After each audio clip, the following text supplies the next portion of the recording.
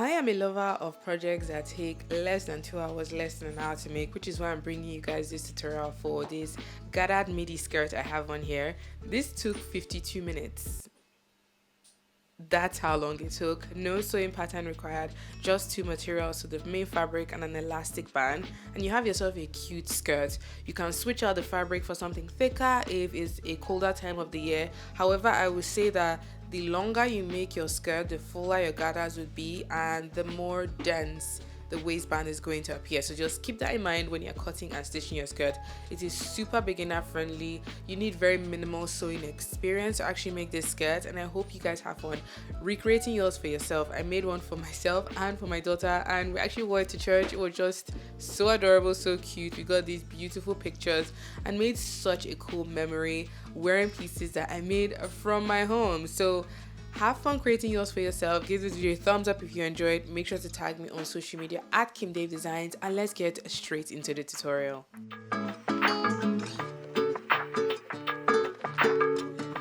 This skirt is so easy to create that you basically need two materials. The first is a woven fabric of your choice. I'm working with 1 meter of this cute cotton print that I got when I went to Devon. I absolutely enjoyed shopping at Heritage Fabric Shop, and if you haven't seen that video already, make sure to go check that out. I also have a wide elastic that is 2 inches wide. For the length, you need about the same length as your waist measurement. For this skirt design, you essentially just need two measurements. One is the skirt width in terms of like how wide it is in this direction.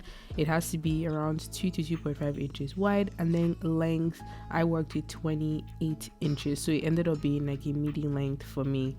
Since it's just one long piece, the first thing I'm doing is putting right sides together and joining up the seam, which would sit on the center back. This I'm just joining on a 1 centimeter seam allowance. Because the fabric is so wide, you can have more or less seam allowance. There is a lot of wiggle room here. So after stitching this edge up close, I went back in and actually used a zigzag stitch to secure it, even though I could have technically skipped it since this is the selvage of the fabric. I just went in with a zigzag just to secure it even more. After sewing up the seam and securing it with a zigzag stitch, the next step is to hem the bottom edge or the hemline of the skirt. So this, you will need to fold it twice by 1 centimeter. So fold it 1 centimeter once and then 1 centimeter again. And then if you want it to be even more precise, you can add a couple of pins or give it a press just to ensure that the fold is even all the way around the bottom of your skirt. So I'm going in here, folding and sewing, finishing up the hemline of my skirt. If you have an overlocker, you could overlock this edge and then go in and fold it once. That is one way that you could do the hemline of the skirt if you would like.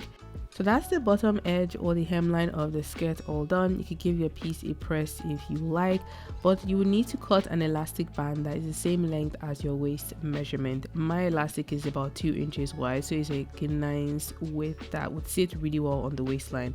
Then I'm going to go to the waistline of the skirt and fold it twice. The first fold, you want to ensure that it is wide enough to hold your elastic, and then the second one you kind of tuck underneath to hide the raw edge. And once you have that folded in this manner, you would have a tunnel where your elastic band is going to sit around the waistline of your skirt. So this, I literally folded it all the way around, added a couple of pins because I wanted the fold width to be even all the way around. Make sure you leave an opening for your elastic to actually go in through once you are sewing. So you want to leave about, I'll say 3 to 4 inches open in this particular seam here. That would allow you to actually go in and add the elastic band, which would help secure the waistline of the skirt. So that's the waistband opening here, and I'm going to be grabbing a safety pin, use that to pass through one side of my elastic, and then just make it go through the tunnel that I've created on the waistline of the skirt. This takes some time, but honestly it's just a very clever and beginner friendly way to actually like create a waistband on a skirt that does not require you to make the waistband piece as a separate piece that you have to stitch to your skirt. Once you've passed the elastic all the way around through, remembering to actually pin down the beginning edge against your skirt so it doesn't get lost. the ends you need to join together. So I've overlapped them like this, and I'm going to be using a zigzag stitch to actually stitch on the two sides. So this side here against the side that sits underneath of the elastic, using a zigzag stitch to secure it nice and tight. And then I'm going to go to the other edge, so kind of like turn it all the way around, and then sew that bottom end to the matching side of the elastic band. Once that is all tucked and stitched nicely, I'm going to stitch and close up the opening that I left for me to actually pass that elastic into the waistband of this skirt. Once that is all done, the skirt is finished. This took 52 minutes and about 34 seconds. I timed it just to show you guys how beginner friendly and quick this is. I made one for myself, one for my daughter.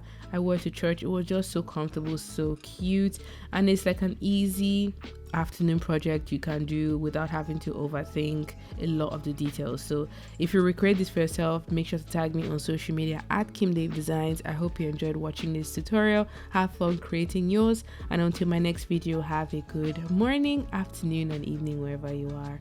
Bye.